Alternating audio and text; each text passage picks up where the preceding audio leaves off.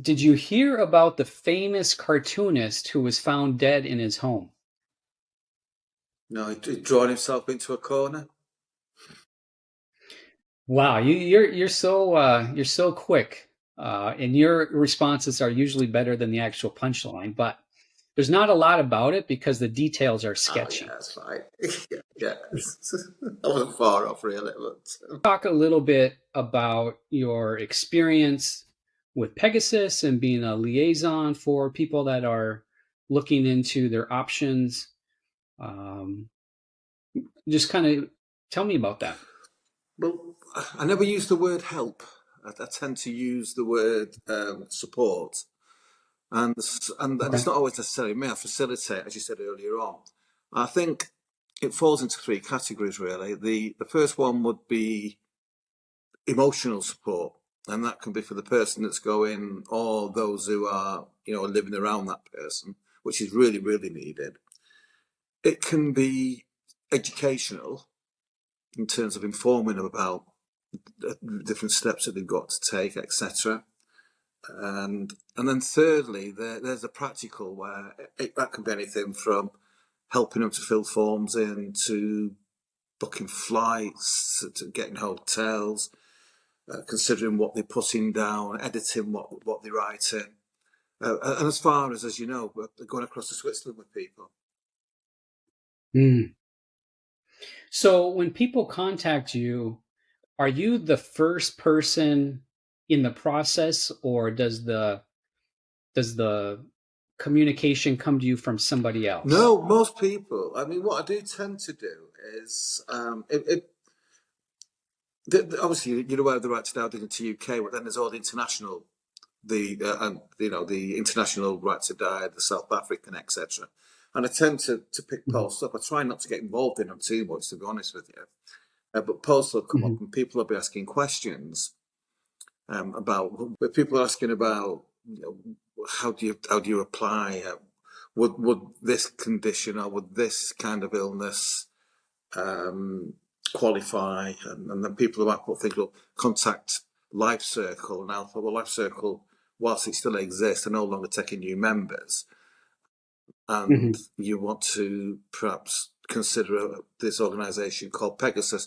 And I'll put a link on to it. I've got a specific link that's got question Q&A, do all those Oh, types of questions and answers. But then you link onto the website. It's an excellent website as well. It's a really, really good website. But what I generally say is, here's a starting point. If you've got any questions, this is your starting point. So have a look at this. And once you've had a look, if you need any further information or you want to see clarity on anything, then please feel mhm, free to contact me via Messenger.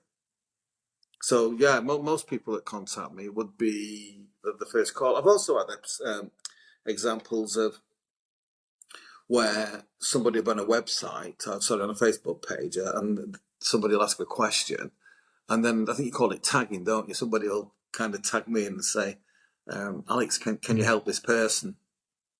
Can you offer this mhm. person any guidance or support, etc." So then, so Yeah. that's how a lot of it comes around, to be honest with you. And of course, there's 3,000 people on the Right to Die Dignity UK Facebook page, and I just, Mhm, I get just when people are getting ready, they'll check.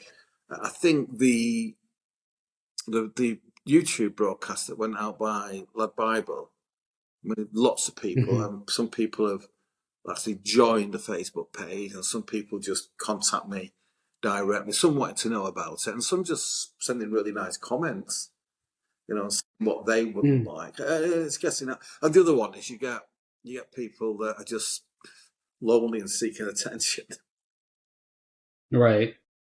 When when people contact you, what percentage of them do you think are contacting you for themselves versus contacting you and saying, my mother, my sister? Is it mostly they're just talking about No, themselves, or are mostly in they? it. Definitely, I've Mhm, never had somebody contact me on behalf of somebody else or professing to be on that. I'd be like that about that, to be honest with you. I'm not sure I'd enter into much discussion for clear reasons. There might be safeguarding issues there. But I've never had anybody yeah. who hasn't contacted me that it wasn't for them. What percentage of them are really planning years in advance versus the ones that are in some short-term I think the book planning? that I'm working with, well, it depends what we call short term. I mean, I've never worked with anybody yet that isn't looking within the next 12 months. I And see. some of, like one lady, I started talking to her, and it was more about it being in in America. And I can't remember where she's from, but I don't think she's too far from you, to be honest. I can't remember where she lives, but she contacted me and it was way off. You know, it was like, this is an insurance policy. And I was saying, you know what, Christ, fine, that's a good thing. And, Mhm. and and she was very up and down. And it's been, I probably had about 4 or 5. I'm going to call them episodes because she'll contact me and then we'll exchange for maybe 48 hours or so, and then she disappears, and then it'll come up again, and that's gradually moved from an insurance policy to it went from an insurance policy to well, it might be sooner than that, and then it kind of went back again to well, maybe not, and I need to think about that. And I was saying, look, you do need to think every single step of the way. You need to stop. You need to pause. You need to reflect. And if you can talk to family or friends, then do that as well. But it's important that it's done at your pace, not my Right. pace. Not because you think, well, he's helped me and this needs doing. So it's always got to be at your pace. But now the last I got a message off her possibly last weekend, and it's looking more and more urgent now. So yeah, you do get people that it's 12-month maximum. So people are looking at it for straight away, and then you Mhm. get fear factors. I spend a lot of time with people who are frightened about how do I get access to my medical records. Don't want Mm. people to know, and it's one of the points that I brought up many, many, many times with the pro movement about just how much emphasis you put on people being arrested. I think Mm. that frightens people. I think we need to be careful of that, and I've more proof of that now. In fact, it's something I need to discuss again with. I think I need to contact the chairman from my decision and perhaps have a discussion on this with them because this Mhm. woman's like, well, I will get the medical records, and I remember correctly, I saw guidance off you about that, and that was fine, and she was happy with Mhm. that. And then she went on one of the Facebook pages and she was asking the same question. She was getting similar feedback, which is good because she's not just taking my word for things, which I think is a good thing. Which she's checking things out and shows that she's well either seriously thinking about it or she just she wants to love. It doesn't really matter. But Mhm.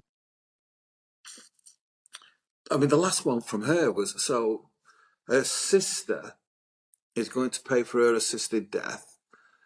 Mhm. She was going through I keep saying, well, there's the application form to join. The first thing you need to do, I said, look, you're going on and on and on asking about all these different questions, and it's too far down the road. And you need to set targets. We need to take Mhm. one step. And the first real step, because if she doesn't do this soon, I'll probably break away. Uh, and she needs Mhm. to join Pegasus. Mhm. The last problem that came up with it, and then she asked me about, well, what will there be a doctor on the side for if I need morphine or if I need if I start vomiting? And I said, look, again, you're moving far too quickly, but what you need to be doing is thinking about if you're worried that you've got a diet that can cause vomiting, then Mhm. bring it down to the minimum. You're going to have to fly from the States to Switzerland and just plan it that say, let's for argument's sake, if your death's going to be on a Thursday, land on the Tuesday morning. You can sort of flight out so you can get down to Bal. You can meet the doctors on the Tuesday. The Wednesday you can see your final doctor, and on the Mhm. Thursday, it's like 9 o'clock in the morning. You can be your death can take place by 10 past. Once they become a member of, let's say, Pegasus, is that your handoff then to Pegasus, or do you continue to be It depends what involved? the people want. No, because then I mean it's there's language, there's certain language that you've got to avoid, and certain language that you need to be using. It's about explaining why you want it. So if they're struggling to get I know what kind of evidence is needed, and as they and Pegasus would tell them what kind of information we need, and it's not top loaded. It isn't top loaded. It's just my evidence, and it's the same practice in Life Circle because that's where Pegasus comes from. Was I sent a consultant report that basically just confirmed that there was a diagnosis of Alzheimer's. And Mhm. the other one, which would have still got me through, was from a consultant saying that I had gout and rheumatoid arthritis, which was impeding on my life.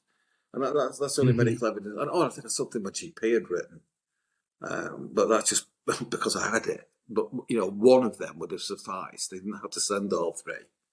But this you work in HE, you do it, and you do it. Make sure you're backed up, don't you? It's Right. that's So in my basic research, I read that Karl Marx's grave is in northern London. Is that yeah, something you visited? Harrogate. Yes, everybody considers it to just be another Marxist plot. Oh, you took my punchline. That's exactly right.